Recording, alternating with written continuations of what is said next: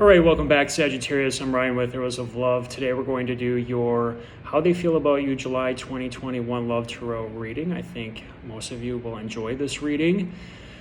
We went through some pretty intense astrological events over the last month or so. We had the eclipses on your sign and your opposite sign of Gemini, so relationships were triggered during that time.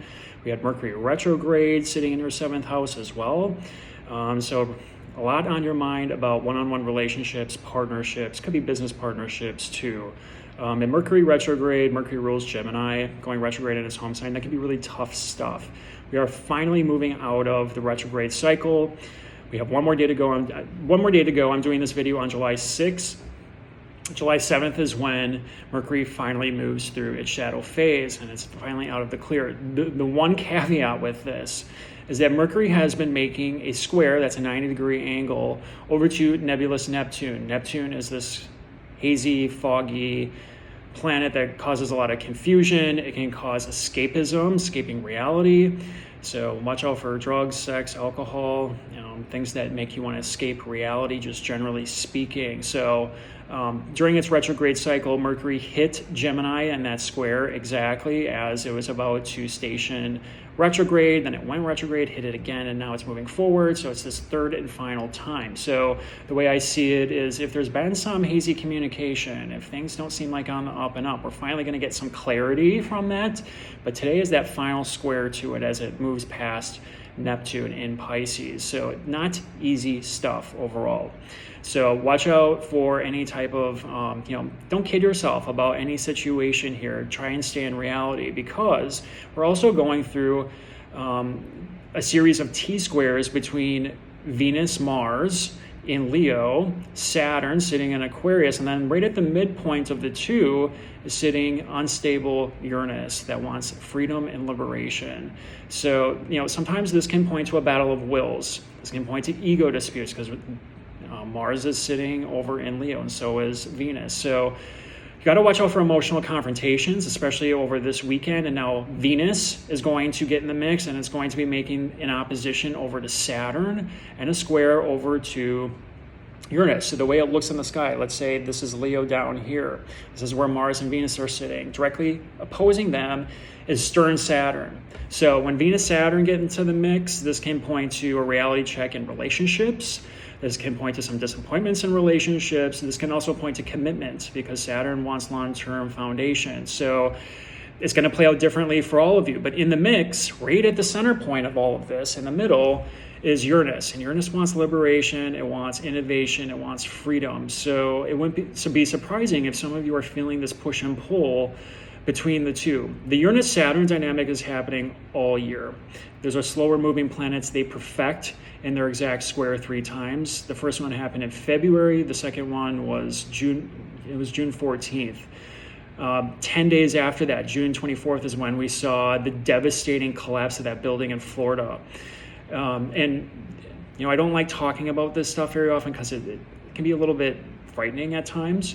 But Uranus is all about this unstable energy. It exposes that which is not built on a solid foundation, and Saturn rules structures. So when the two collide, you see things like this happen. The whole point of this particular transit, which occurs all throughout 2021, the third time they're going to meet up is going to be in December, right before Christmas. It's to review the foundation of our relationships. Are they built on a solid foundation? And those that aren't, we're going to want freedom and liberation. Those that are going to survive the test of time. But it's difficult energy to get through. Sometimes this also points to volcanoes, points to earthquakes, storms, so natural disasters. And we're going through hurricane season. So I'm wishing all of you well. There's no point in living in fear. We have to live our day-to-day lives. But I want you to be aware of this type of energy, because the Saturn-Uranus square is difficult stuff. And now we got Mars and Venus in the mix, and it's like that. It just pops. And this is all going to happen in your 9th house. So Leo is 9 signs past Sagittarius. That's another fire sign. So these are making trines to each other. You and Leo go hand in hand because you are fire signs. So the 9th house has to do with faith. It has to do with ideals and beliefs. It It has to do with mentors and gurus and long distance travel. So the good news is that once Venus and Mars pass through this square, Mars is through it now, it's separating, but Venus is applying it. So that means it's coming up to the square again. So that's why I'm saying could be some reality checks and relationships. The two, though, are going to meet up on July 12th, 13th, and 14th, and that's about a week from today. So if there's been some confrontations, some emotional arguments, some things coming out that you didn't expect, there's some healing and some coming together of the two. The divine masculine and the divine feminine are coming together. And it only happens once every 2 years. It's happening in Leo. Leo rules the heart. It's very romantic, very expressive, can be dramatic at times too. But overall, it's good energy. The sun rules this house. The sun is sitting over in Cancer. We're in Cancer season. So if you really want to harness this energy and utilize it to the fullest extent, I say go near water, be near a pool, go to the lake with your loved one, have a good relaxing time. It's about leisure and fun. So trying to leave that heavy stuff behind and just kind of enjoy that next weekend if you possibly can, or plan something around that time period to come together with your love interest, because that could be really good. And especially if you can add an element of creativity or being near water, that would really up the ante. So I'm just giving you 2 cents of my advice about that. So difficult energy, we're going to have Venus and Mars come together, which will be really nice. I think there will be some healing involved in this. But, you know, these T-squares can be very challenging. We just went through all of these eclipses, and we got a lot of fixed energy in the air. That's Aquarius, Taurus, Leo, and Scorpio. So we don't have a lot sitting in Scorpio, but Saturn's sitting in Aquarius. We got the lovers sitting over in Leo, and Uranus sitting in Taurus. So that's fixed energy. That can be a lot of stubbornness, a lot of not willingness to change unless you see tangible results. So it can be a little stuck at times, but you know, this is also a good time to be reviewing these themes. And again, this is happening in that 6th house. So for you, the 9th house. So this has to do with travel. This could potentially have to do with your beliefs. They could be challenged during this time. What do you believe in your relationships? What makes you happy? What do you want in a long-term relationship? You could be reviewing all of these things because Saturn's sitting in that 3rd house of communication, local travel.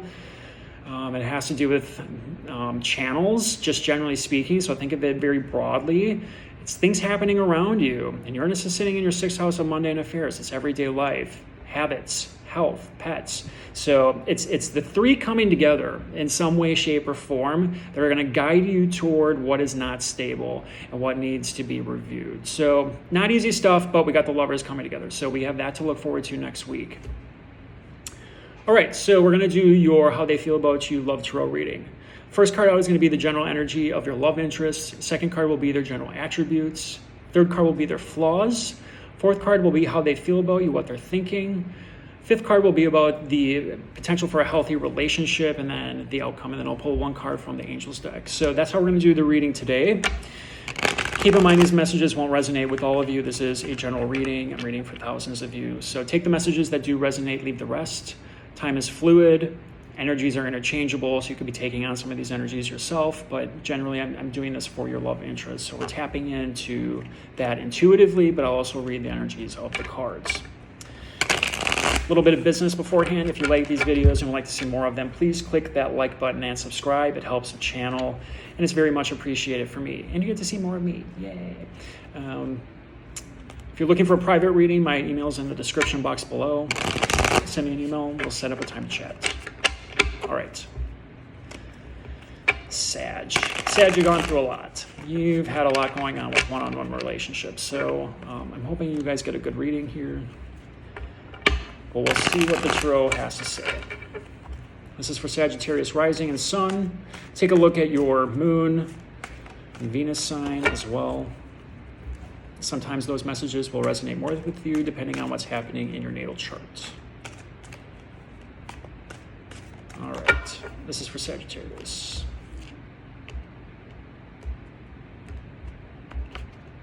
First card out, general energies of your partner. Temperance, they're healing. This is the Sagittarius card. So if you've broken off a relationship recently, if you've been having some issues in relationships. There is a rebalancing happening here, and they're being guided divinely because the angel is present. This is Raphael. I view it as Raphael at least. And there's always an element of healing here. She's got one foot on the land, one in the water. So they're going deep into their emotions. But they're also remaining grounded, and they're trying to rebalance themselves. So this is a healing card. This is good. I think Cancer may have gotten this as well. So you might want to check out the Cancer reading if that's resonating with you. But this is also the Sag card. So we'll see how this goes. This is the general attributes of your person. Well, here he is, the knight in shining armor. It's the king, or the Knight of Cups. So they're definitely wanting something long term from you. They definitely have feelings for you.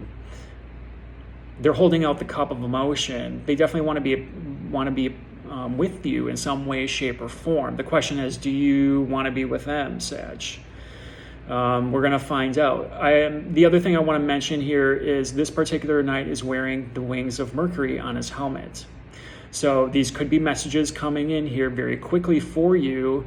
Mercury is moving out of shadow. I would not be surprised if some of you hear from a person if you haven't been in contact for a while after the 7th sometime. Remember, the lovers are coming together on July 12th, 13th, and 14th. It's generally around that time period. So if you're hoping to hear from someone that you haven't heard from in a while, you might hear from them. If you're not hoping to hear from them, you have a choice to decide whether or not you want to respond. Those are the general attributes. These are the flaws. The Tower. So this is kind of interesting. The Tower card in my readings represents Uranus. Uranus is sitting over in Taurus right now, and for you, Sag, it's your 6th house. That's your everyday life. It's mundane affairs. It's your health. But it's literally the two lovers falling out of the Tower after a shocking moment. It's a Tower moment that could have stirred things up. This is that energy that I was talking about with Saturn and Uranus coming together. It's unstable foundation. So if things were not stable here, there was a Tower moment on that other side. Here it is. So again, there could be some healing from this. This is not always a bad card either. Sometimes good things come out of it because the next card after the Tower is the Star, and that's wish fulfillment.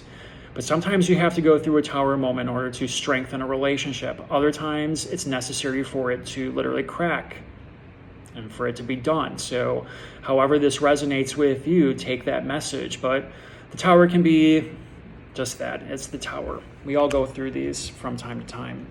Next card out is how they feel about you.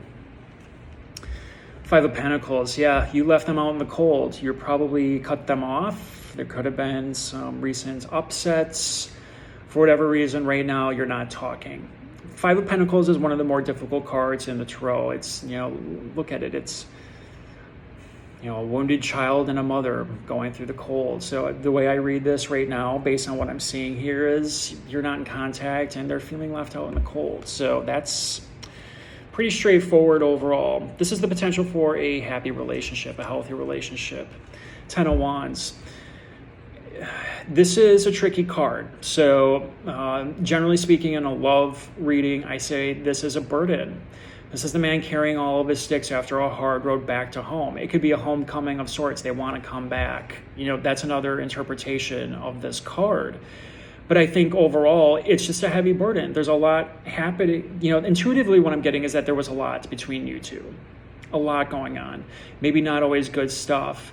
And you've tried to make this work, maybe over the course of years, months. And despite the fact that you've put a lot of effort into it, it's just a very heavy burden. Look at it. He's barely upright straight, headed toward the house, but it's just been a long haul.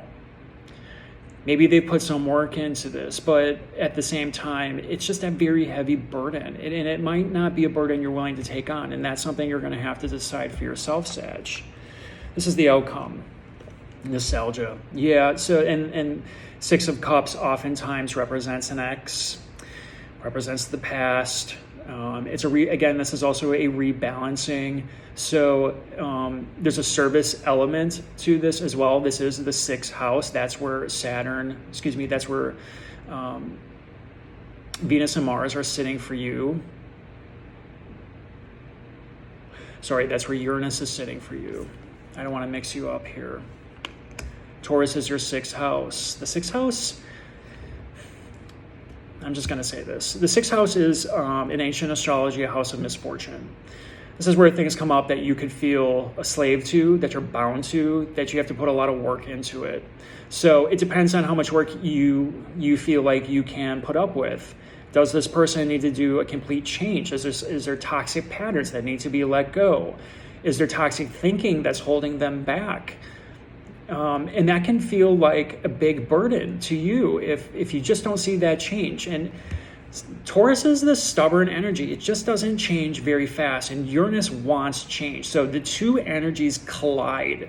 They do not do well together. So it creates disruption. It creates these tower-type moments. It's not easy stuff. And I'm saying this to a lot of the signs right now, and because the T-squares are difficult. It's that reality check. But there's this feeling of nostalgia. I think you're going to hear from them probably sometime after tomorrow, maybe tomorrow. But again, the communication planet Mercury is making a square over to nebulous Neptune, sitting over in Pisces. And that just, again, points to some disillusionment. It's disillusioned thinking. It could be some deceit even. So, I would say be aware. Keep your guard up in this case. And I don't like telling people that very often, but I think in this case, there's this feeling of nostalgia. They want to be with you. And for whatever reason, the foundation just wasn't on a steady foundation. And it was a burden. And they need to do some healing. They're thinking about you. They miss you, obviously. It's up to you to decide what you're going to do next. Let's pull a card from the angels and see what's going on. Yeah, so children. This is interesting too. Your love life might be affected by children. So there is, okay, so let's re-review some of this here. So this is how they're feeling. This is a child right here being left out in the cold. They might have to deal with some issues with their children right now. Maybe you guys were deciding, for some of you, not all of you, whether or not you want to have children, and maybe you're not seeing eye to eye on this. 6 also points to children. So again, there's an element of service. There's an element of being bound. Perhaps children, there's also this element of maybe you guys are separated right now, living in different states, different cities, and children, because of your current situation, you can't be together, and it's just not working. So, you can't do anything about this, right? Your children are your children. It doesn't matter. But if there's an element here of, a child that's being a little too possessive, a teenager, you might want to take a look at that too. That message will only be for some of you. But generally speaking, I see this as just being heavy. This is heavy stuff. And again, that tower moment, you have to look at the foundation of what cracked here. If it's trust, that's hard to build up again. If it's other things, a third-party situation, you got to make that decision on your own, whether or not you're willing to, accept and move on from that. I think some of you are probably going to decide this is just too much for me. And even though there's this element of nostalgia, maybe they want something long-term. I don't know. It's hard to say with this one because right now you two probably aren't talking. Heavy reading. Everyone's getting this, so don't feel like I'm coming at you in particular, but you've had a lot of things going on in that 7th house right now. Not easy stuff. Got to review a lot of the foundations by which you've built things and maybe do some rebalancing and do things a little bit different next time. But again, you're going to know what these messages mean for you in particular, but there could be an element that children are holding you back. Maybe you got to just rebalance something with children overall. Some of you want children, some of you don't. So you have to decide how this resonates with you. I'd say this, keep your chin up. We have the lovers coming together, Venus and Mars in Leo in your 9th house. I would say this, go on a trip. Maybe you meet someone during that time that completely changes your outlook on love. Oftentimes that happens in the 9th house because that's where the lovers are meeting up. It's faraway people, foreign lands. Perhaps you meet someone that's a guru or a mentor in and of themselves, part of higher education. Some of you might be thinking about going back to school and meet someone there. So These are ways to harness that energy overall, but it is a time of healing the heart just for all of you. So I hope you enjoyed this reading, Sag. Give it a thumbs up if it's resonating with you. Leave comments. I'm always interested to hear how this plays out for all of you. So take care. We'll talk to you next time.